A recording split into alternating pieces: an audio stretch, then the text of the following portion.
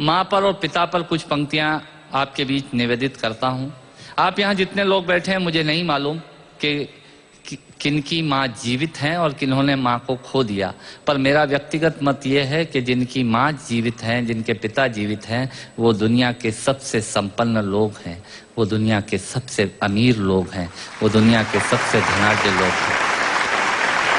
1 minute के लिए बचपन में लौटिएगा, याद कीजिएगा जब हम बहुत छोटे थे, माँ की गोद में थे, माँ का स्तनपान करते थे, तब माँ का एक स्तन मुंह में लेकर हमने उस माँ को दूसरे स्तन पर अपने छोटे छोटे पैरों से न जाने कितनी बार मारा, पर उस माँ ने हमें दूध पिलाना बंद नहीं किया। मित्रों, लात खाकर भोजन देने की शक्ति उस परमपिता परमेश्वर ने दुनिया में यदि किसी को दी है, वो सिर्फ माँ को दी है। माँ के अलावा ताकत किसी के पास नहीं है। मैं उस माँ की वंदना में कविता पढ़ता हूँ। याद कीजिएगा उन दिनों में जब हम चौके में रसोई में बैठकर खाना खाया करते थे और माँ खाना बनाती थी, उस वक्त थाली पर बैठकर हमने जब भी इधर उधर देखा, वो माँ समझ गई और उसने नमक का डब्बा हमारी तरफ सरका दिया। हमारे बिना बोले को समझने वाली वो माँ, जब हम उसे खो देते हैं, वो माँ हमें बहुत याद आती है। वो माँ जो हमारे परीक्षा देते जाते वक्त दही की कटोरी लेकर शगुन बनकर आकर खड़ी हो जाती थी, उसे हम खो देते हैं। वो माँ हमें बहुत याद आती है। रमेश सोज की 4 पंक्तियां माननीय नेताजी यहाँ बैठे हैं, मैं पढ़ता हूँ। मुझे अच्छी लगती है कि बहुत रोते हैं लेकिन दामन हमारा नम नहीं होता, इन आंखों के बरसने का कोई मौसम नहीं होता, मैं अपने दुश्मनों के बीच भी महफूज रहता हूँ, मेरी माँ की दुआओं का खजाना कम नहीं। स्वामीनाथ पांडे की 3 पंक्तियां सुनाता हूँ। स्वामीनाथ पांडे ने 3 पंक्तियों का उपन्यास लिखा। अमिताभ जी बैठे हैं, जया जी बैठी हैं।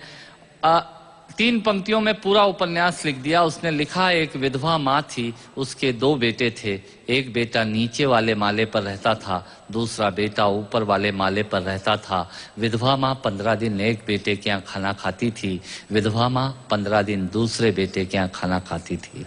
पर ये उस विधवा माँ का दुर्भाग्य था कि साल में जो महीने 31 दिनों के होते थे, उस एक दिन उस विधवा माँ को उपवास रखना पड़ता था। 9 महीने पेट में रखने वाली माँ जब एक जवान बेटे को एक दिन भारी लगने लगी, तब इस नालायक हास्य व्यंग के कवि ने कुछ पंक्तियां माँ के लिए लिखी। सुनिएगा, यात्रा कीजिएगा मेरे साथ। माँ संवेदना है, भावना है, एहसास है। माँ संवेदना है, भावना है, एहसास है। माँ जीवन के फूलों में खुशबू का वास है। माँ रोते हुए बच्चे का खुशनुमा पलना है। माँ मरुथल में नदी या मीठा सा झरना है। माँ मरुथल में नदी या मीठा सा झरना है। माँ लोरी है, गीत है, प्यारी सी थाप है। माँ पूजा की थाली है, मंत्रों का जाप है। माँ आंखों का सिसकता हुआ किनारा है। माँ गालों पर पप्पी है, ममता की धारा है। माँ झुलसते दिनों में कोयल की बोली है। माँ मेहंदी है, कुमकुम है, सिंदूर है, रोली है। माँ कलम है, दवात है, स्याही है। माँ परमात्मा की स्वयं एक गवाही है। माँ त्याग है, तपस्या है, सेवा है। माँ फूंक से ठंडा किया हुआ कलेवा है। माँ अनुष्ठान है, साधना है, जीवन का हवन है। माँ जिंदगी के मोहल्ले में आत्मा का भवन है। माँ चूड़ी वाले हाथों के मजबूत कंधों का नाम है। माँ काशी है, काबा है और चारों धाम है। माँ चिंता है, याद है, हिचकी है। माँ बच्चे की चोट पर सिसकी है। माँ चूल्हा, धुआं, रोटी और हाथों का छाला है।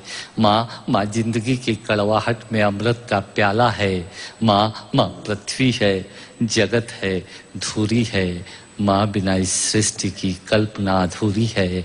तो माँ की ये कथा अनादि है, ये अध्याय नहीं है, और माँ का जीवन में कोई पर्याय नहीं, और माँ का जीवन में कोई पर्याय नहीं है। तो माँ का महत्व दुनिया में कम हो नहीं सकता, और माँ जैसा दुनिया में कुछ हो नहीं सकता। माँ जैसा दुनिया में कुछ हो नहीं सकता। तो मैं कविता की ये पंक्तियां माँ के नाम करता हूँ। मैं दुनिया की सब माताओं को प्रणाम करता हूँ।